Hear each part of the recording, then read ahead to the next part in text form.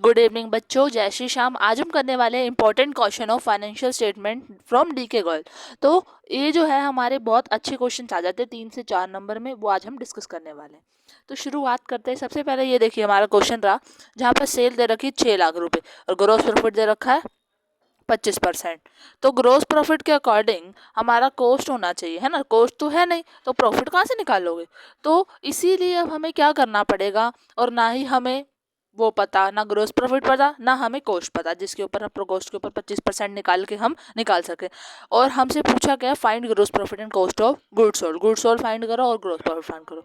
जब भी आपके पास ऐसी सिचुएशन आ जाए तो आपको क्या करना है, आपको कॉस्ट को लेना है 100 लेना है। ये आपको दिख रहा होगा कॉस्ट 100 है और प्रॉफिट कितना आपका 25%। आपको इतना पता होगा, आपको बेसिक मैथ है, cost plus profit is equal to क्या होता है, सेल होता है ना। तो आपको यही करना, अगर 100 रुपए की आपने लेट की है, 100 रुपए की कॉस्ट है, 25 का प्रॉफिट है, तो सेल कितने की हुई 125 की। ठीक है। तो अब एक तो भाई समझ लो, दिमाग में डाल लो, सिंपल सा फॉर्मूला है।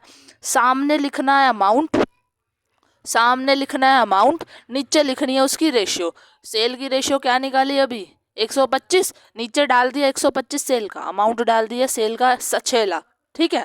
तो ऊपर जो भी तुम्हें निकालना, कॉस्ट निकालनी हो जो डाल लो, सेल अगर सेल भी निकालनी हो तो नीचे जो भी what ever the amount given वो डालकर कॉस्ट निकालनी, कॉस्ट निकालो। तुम्हें प्रॉफिट निकालना है तो 25 डालो ऊपर, 25 से 1,20,000 तुम्हारा क्या आ गया, ग्रोस प्रॉफिट। अब कॉस्ट के लिए क्या करोगे, अभी बताया था सेल प्लस कॉस्ट क्या होता है ग्रोस प्रॉफिट।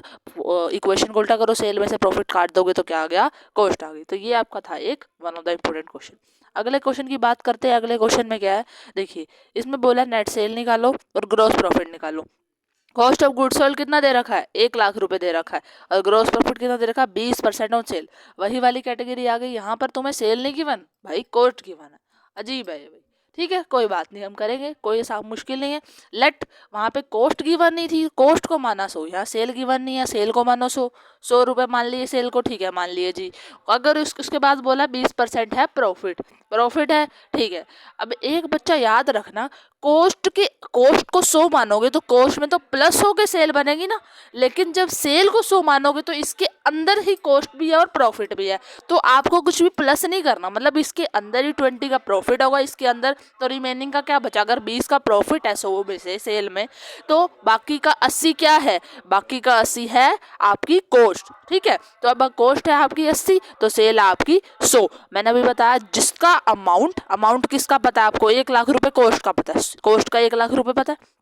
कॉस्ट की रेशियो कितनी 80, नीचे डाल दो उसकी रेशियो, मल्टीप्लाई कर दो उसके अमाउंट से, ऊपर वो जो जिसकी रेशियो लिखोगे वो अमाउंट आ गया। सेल निकालनी है 100 लिख दो, प्रॉफिट निकालना है 20 लिख दो। सेल निकालो 100 लिख दिया, आ गई तुम्हारी 1,20,000। अभी फॉर्मूला बताया, cost plus profit equal to sale. Gross profit निकालना हो तो सेल में से कॉस्ट माइनस कर दो, 1,25 में से 1 लाख गए, आ गया 25,000। तो ये आपका था एक one of the another important question. Next question देखते हैं, ये भी बहुत ज़्यादा इंपॉर्टेंट, कई बच्चों को मुश्किल लगता है, बिल्कुल भी मुश्किल नहीं है। सबसे पहले आपको क्या दे रखा है, cash cell, credit sale, 60,000 40,000, total sale निकल गई कितनी, 1 लाख रुपए निकाल दी भाई, कोई दिक्कत नहीं। उसके बाद दे रखा है rate of gross profit on cost 33 1/3 भाई, कोई बात नहीं, कॉस्ट गिवन है नहीं, तो कॉस्ट क्या लोगे बच्चा 100 मान लो। क्या मान ली, लेट कॉस्ट 100। अगर कॉस्ट 100 है तो इसके ऊपर ग्रोस प्रॉफिट कितना है 33 1/3, तो 100 में 33 1/3 प्लस करो कितना आएगा 133 1/3 ही आएगा। तो बस आप कहने का मतलब ये है, अगर आपकी कॉस्ट 100 है और प्रॉफिट 33 1/3 है तो इन दोनों को प्लस करो तो सेल्स क्या होगी 133 1/3, जो कि यहाँ पे गिवन है। कंफ्यूज मत हो बच्चा, बस ये सिंपल है। कॉस्ट को लिखो ऊपर 100, नीचे लिखो प्रॉफिट 33 1/3, 100 में 33 प्लस करो कितना आएगा 133, तो ये क्या हो गया आपका सेल हो गया। ठीक है। अब लिख दो, बस इक्वेशन बना दो, अगर सेल इतनी है तो ग्रोस प्रॉफिट 33 1/3 है। और अभी बताया अमाउंट डाल दो, जब इस 1,333 इसको सॉल्व करोगे तो बनेगा 3/400, तो अपोजिट हो जाएगा, ये उल्टा होगा, और 100 बाय में 3। ये कि सिंपल एक क्वेश्चन है पूरी बुक में, चाहे तो इसी क्वेश्चन को दिमाग में डाल लो, पूरा सिंपल सा है। प्रॉफिट को 100 सेल में प्लस होने के लिए ग्रोस प्रॉफिट को ऐड करोगे तो वो बन गया 133 1/3 बन जो बाद में बनाएगा 3/400, तो 100/3 इंटू 3/400 इंटू 1 लाख, ये आपका क्या आएगा, ये आपका आएगा ग्रोस प्रॉफिट 25,000। जब आपको सेल पता है कितनी है ऊपर 1 लाख, प्रॉफिट पता है कितना 25,000। तो निकाल दो cost, sale minus gross profit कितना आ गया 75,000। अब मैंने सबको रटा रखा है ये इक्वेशन, तो शायद आपको नहीं, अपने बच्चों को, I mean to say tuitions को।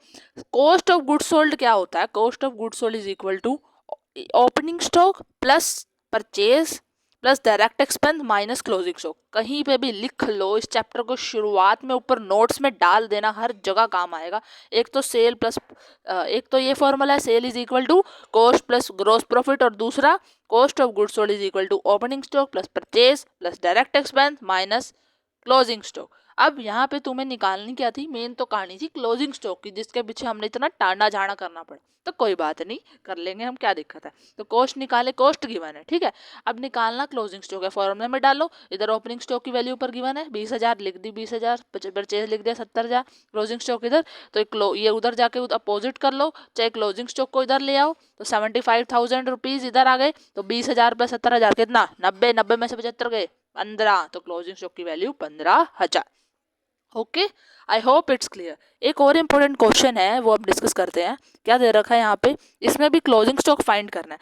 मोस्टली जो बेटा क्वेश्चंस होते हैं ना इस चैप्टर से, या तो क्लोजिंग स्टॉक के आ जाते हैं, या फिर हमें कॉस्ट नहीं पता होती और आपको ग्रोस प्रॉफिट बोलते हैं कि इसके ऊपर, या फिर सेल नहीं पता होती और ग्रोस प्रॉफिट होता है और उस पर, तो उसकी हेल्प से आपको कुछ ना कुछ निकालना होता है। प्रॉफिट पूछता है, कभी कभी क्लोजिंग स्टॉक पूछता है। अब क्लोजिंग स्टॉक के देखो, ये क्या दे रखा है?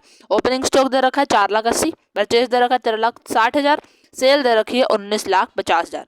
Gross profit is 30% on cost. अब मैं नहीं बताऊंगी कॉस्ट को क्या मानना है। क्या मानना है कॉस्ट को? 100, राइट। क्या मानना है? 100। तो कॉस्ट को मान लो भाई 100, और प्रॉफिट क्या हो गया 30। तो क्या आ गया नीचे? क्या आ गया?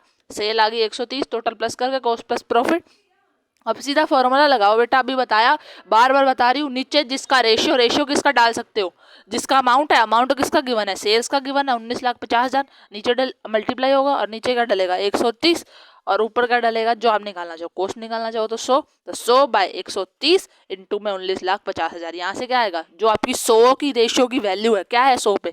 कॉस्ट की वैल्यू आएगी। Cost of goods sold is equal to 1,50,000, ठीक है। और अभी रटाया formula, cost of goods sold is equal to opening stock net purchase plus direct expense minus closing stock. बस डाल दो, कॉस्ट गिवन है 1,50,000, अभी निकाल लिए। और सॉरी बेटा 15 लाख है, 15 लाख। ओपनिंग स्टॉक कितना है? 4,80,000, 4,80,000 plus purchase 13,60,000 equal to closing stock, वो गिवन नहीं है। इन सारों को उधर ले जाओ, इधर माइनस का क्लोजिंग स्टॉक रह गया, इधर आपका 3,40,000 माइनस का रहा है, उधर माइनस का क्लोजिंग स्टॉक, दोनों का माइनस माइनस काट दो, और क्लोजिंग स्टॉक की value 3,40,000। That's all. Thank you guys, जय श्री श्याम।